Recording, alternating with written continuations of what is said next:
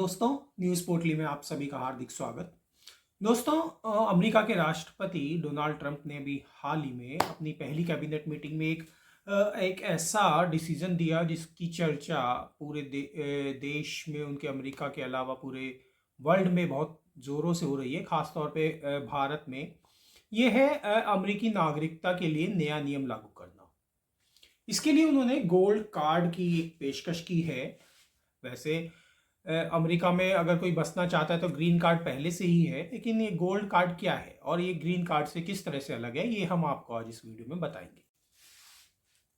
दोस्तों, green card और gold card में सबसे बड़ा अंतर इसकी वैल्यू को लेकर है। अगर आप ग्रीन कार्ड के जरिए अमेरिका में बसना चाहते हैं तो लगभग 10.5 लाख यूएस डॉलर यानी 9.5 करोड़ रुपए का इन्वेस्टमेंट आपके लिए पर्याप्त है। लेकिन अगर आप गोल्ड कार्ड आप खरीद के जरिए अमेरिका में बसना चाहेंगे तो उसके लिए आपको लगभग 44 करोड़ रुपए खर्च करने पड़ेंगे। इसकी वैल्यू रखी गई है $5 मिलियन। $5 मिलियन को आप इंडियन करेंसी में कन्वर्ट करते हैं तो लगभग 43-44 करोड़ रुपए बनते हैं।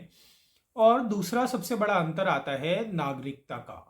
अगर आप अभी मौजूदा व्यवस्था ये है कि अगर ग्रीन कार्ड के जरिए अमेरिका में बसते हैं तो वो आपको स्थायी नागरिकता नहीं देता। आप वहाँ स्थायी रूप से रह सकते हैं लेकिन अमेरिकी नागरिक नहीं होंगे। कुछ अधिकार आपको नहीं मिल सकेंगे जिनमें वोटिंग का अधिकार भी है। जबकि अगर आप गोल्ड कार्ड के माध्यम से अमेरिका में जाते हैं, इसको सीधे परचेज करते हैं, तो आपको वहाँ की स्थायी नागरिकता मिल सकती है और तमाम वो अधिकार मिलेंगे जो अमेरिकी नागरिकों को हासिल होते हैं।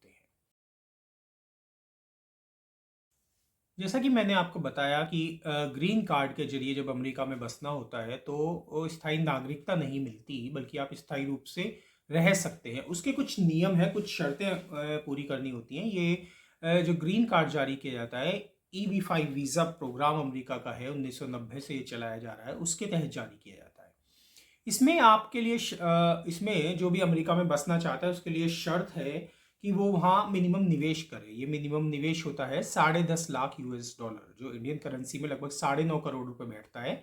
और उसमें कुछ स्थितियों में, जैसे आर्थिक रूप से अगर पिछड़े इलाके हैं तो वहाँ के लिए ये आपका 8 लाख डॉलर यानी लगभग 7 करोड़ रुपए भी बैठता है। दूसरी शर्त होती है कि आप जो ये पैसा निवेश करेंगे वो किसी ऐसे बिजनेस में निवेश किया जाना चाहिए जहां पे कम से कम 10 ऐसी जॉब्स हो अमेरिकियों के लिए। कम से कम 10 जॉब वो पैदा होनी चाहिए।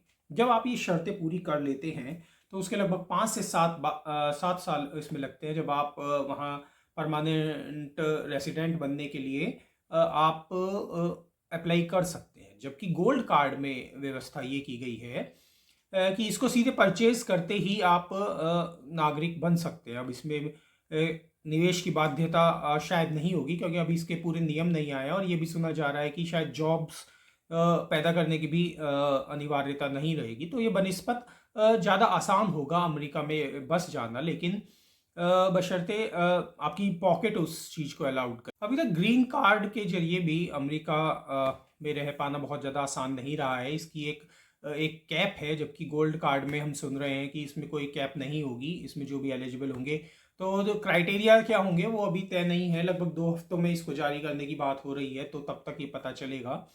लेकिन ग्रीन कार्ड को हम देखें तो स्थिति बहुत अच्छी नहीं है। इसकी 10,000 सालाना की लिमिट है।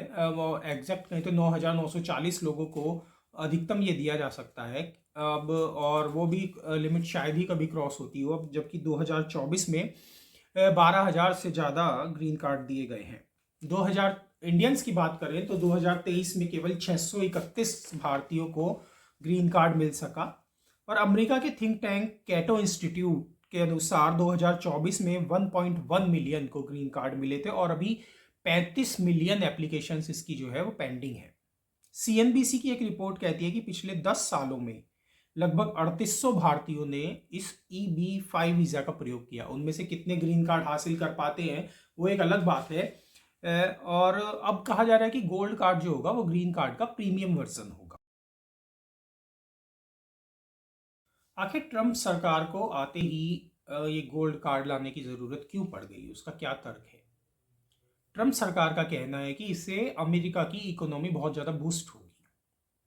जो सुपर रिच लोग हैं दूसरे देशों के, वो अमेरिका में आएंगे और यहाँ निवेश करेंगे, तो अमेरिका की अर्थव्यवस्था को बहुत फायदा होगा।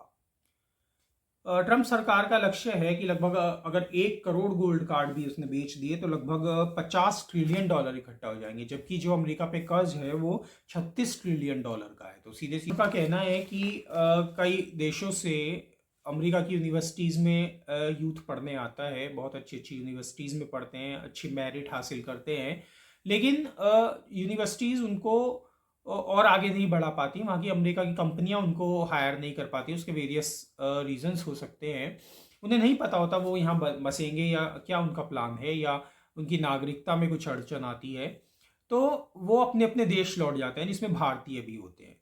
अब चूंकि उनकी शिक्षा जो होती है, उनकी एजुकेशन अमेरिकी लेवल की होती है, तो वो अपने देश में जाके बहुत अच्छा काम करते हैं और अरबपति खरबपति बन जाते हैं। तो ट्रंप का तर्क है कि अगर हम उन्हें यूएस में पढ़ाई के बाद यूएस में ही रोक सकेंगे, तो वो यहाँ पर ज़्यादा योगदान देंगे यहाँ की इकोनॉमी को आगे बढ़ाने में। ट्रंप सरकार कह रही है कि ये EB-5 वीज़ा सिस्टम को रिप्लेस करेगा, ये सिस्टम गोल्ड कार्ड का सिस्टम, लेकिन ये इतना आसान नहीं होगा। ये अभी तक 2027 तक लागू है, और उससे पहले अगर इसमें कोई चेंज करना है तो अमेरिकी कांग्रेस की इसमें सहमति लेनी होगी, जहां निश्चित रूप से डेमोक्रेटिक्स इसका विरोध करेंगे और रिपब्लिकन में भी सभी लोग नहीं हैं जो इसके समर्थन में आएंगे। दरअसल EB reform and integrity act of 2022 यानी RIA के जरिए इसे 2027 तक लागू किया गया था। यह कानून कांग्रेस की रिसर्च सर्विस की रिपोर्ट के बाद लाया गया, जिसमें EB-5 वीजा में धोखाधड़ी होने का खतरा जताया गया था। उसमें आशंका जताई गई थी कि जो फंड्स लीगल तरीके से है, इसका वेरिफिकेशन में धोखाधड़ी हो सकती है, इसलिए इसे 2027 तक थोड़ा मजबूत बनाया गया। अब अगर इससे पहले कोई चेंज करना है तो कांग्रेस की इजाज़त इसमें ज़रूरी होगी। तो बहरहाल गोल्ड कार्ड कितना सफल हो पाता है, भारतीयों की के लिए कितना फ़ायदेमंद होता है, हालांकि भारत में कितने लोग इसका लाभ ले पाएंगे, ये एक अलग मुद्दा है। सुपर रिच कैटेगरी में 44 करोड़ रुपए इन्वेस्ट करना बहुत आसान नहीं होता है। तो ये तो समय बताएगा। लगभग 2 हफ्ते का समय अमेरिका इसमें ले रहा है, लेने की बात कह रहा है गोल्ड कार्ड लागू करने के लिए।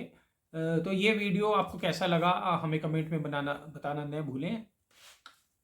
ये वीडियो कैसा लगा कमेंट में बताना न भूलें, और चैनल को लाइक और सब्सक्राइब जरूर करें। धन्यवाद।